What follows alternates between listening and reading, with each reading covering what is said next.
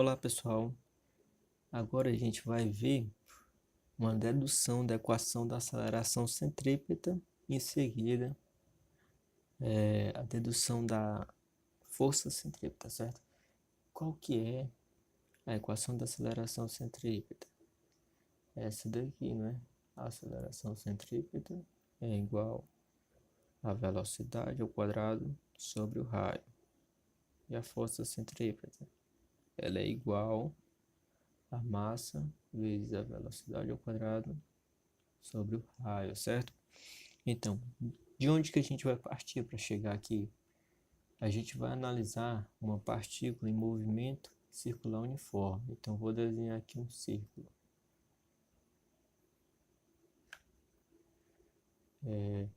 Vamos analisar agora o movimento de uma partícula neste círculo aqui. Então, digamos que ela esteja aqui na posição inicial, aqui seja o centro da partícula. Então, ela tem uma posição aí, vou desenhar aqui, o vetor posição inicial. Vetor posição inicial. Ela vai ter aqui a velocidade inicial,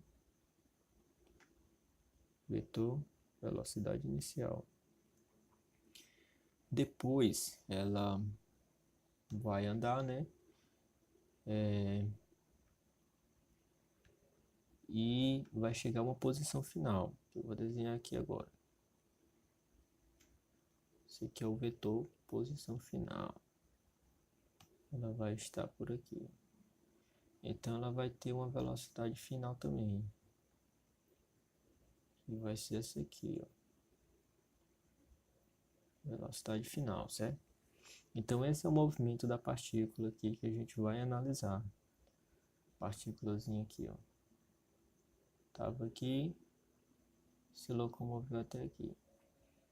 A gente vai analisar esse movimento dela aí para chegarmos a essa equação aqui. Primeiro, partindo da definição de aceleração. A gente sabe que a aceleração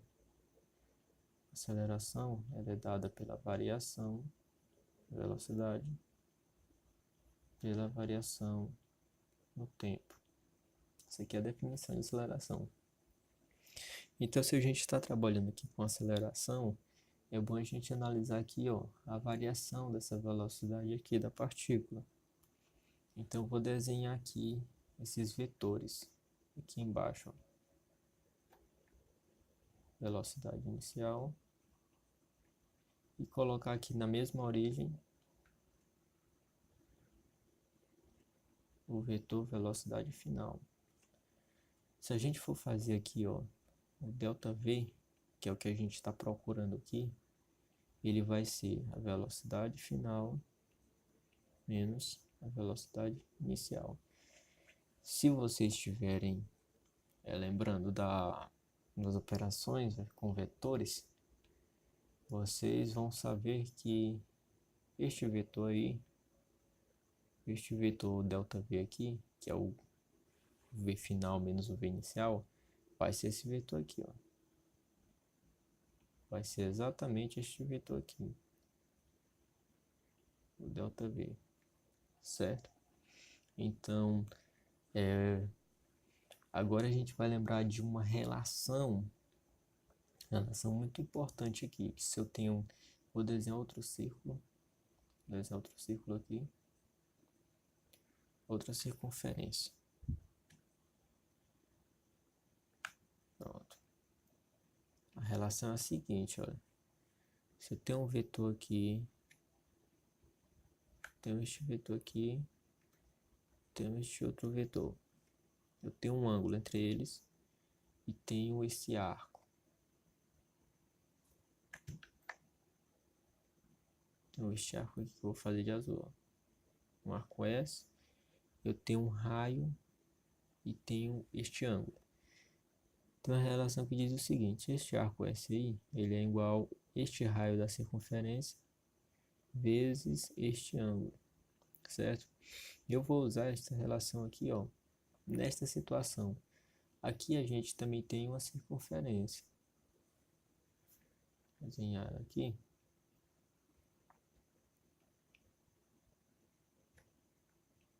Olha aqui, ó. A gente também tem esse vetor velocidade aqui, ele representa um raio de uma circunferência aqui também, quando eu coloco os dois com a mesma origem. Mas o que que acontece? Este arco aqui, ó, ele é diferente do nosso ΔV. Ele é um pouco maior, porque por causa dessa curvatura aqui, ele é um pouco maior do que o nosso ΔV. Mas reparem que se eu pegar, por exemplo, aqui, ó, um vetor que vem até aqui, ó, por exemplo, vem até aqui.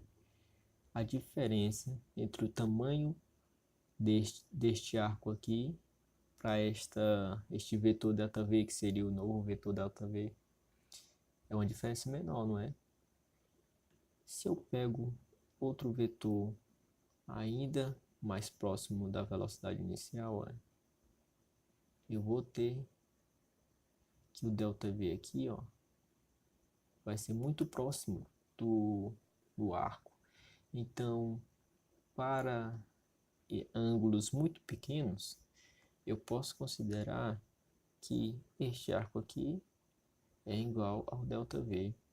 Então, imagine que este ângulo aqui, ó, θ, que inclusive este mesmo ângulo aqui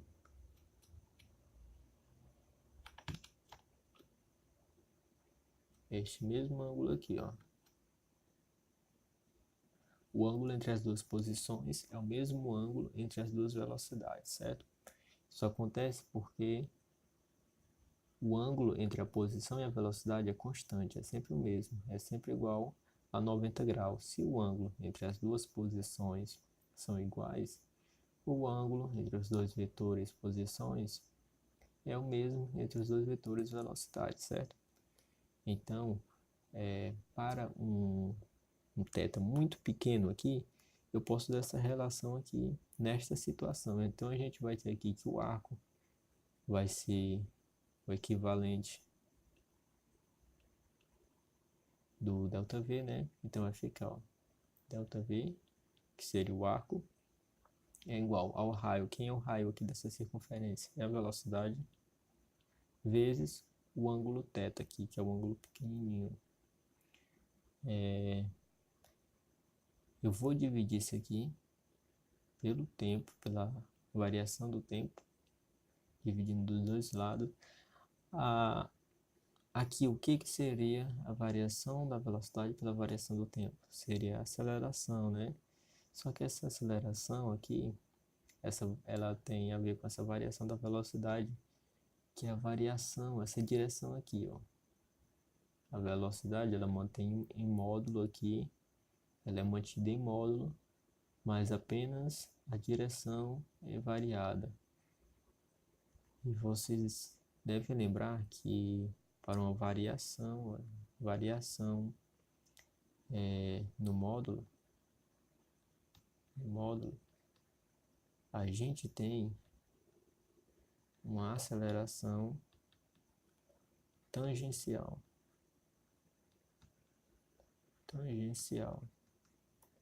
Para uma variação na direção, a gente tem uma aceleração centrípeta.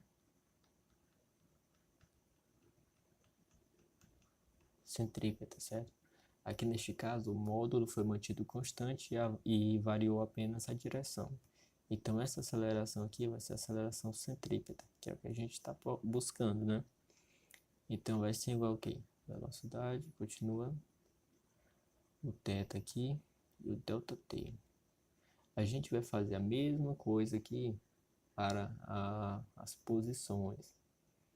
Reparem que como este θ aqui é o mesmo deste θ aqui, são o mesmo ângulo, se eu adotei esse aqui como um ângulo muito pequeno, obrigatoriamente esse aqui também tem que ser um ângulo muito pequeno. Então essa propriedade aqui, esta relação vai valer também para a posição aqui. Então eu vou ter que a variação da posição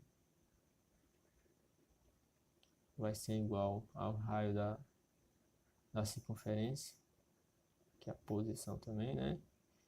Vezes o θ. Eu vou dividir aqui pelo tempo, variação do tempo, variação da posição pela variação do tempo, eu tenho a velocidade. Só repetindo aqui. Então a gente obteve isso aqui, ó. O que eu vou fazer agora? Vou resolver esta equação aqui para o θ, ou seja, eu vou isolar o θ para depois eu substituir ele aqui. Então vai ficar, ó, se eu passar o ΔT para cá, ele vai multiplicar com V, e o R, se eu passar para cá, ele vai chegar aqui dividindo. Então o θ vai ser igual a ΔT, que passa multiplicando, vezes o V, que já estava, dividido pelo R, que é o raio aqui, certo? Então eu vou substituir isso aqui.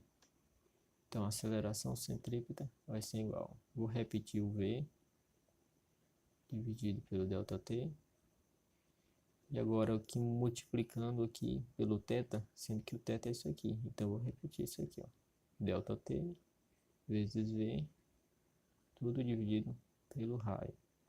Aqui ΔT cancela com ΔT, e eu vou ter, ó, aceleração centrípeta igual a velocidade vezes velocidade, velocidade ao quadrado, tudo dividido pelo raio. Está deduzido então a equação da aceleração centrípeta, certo?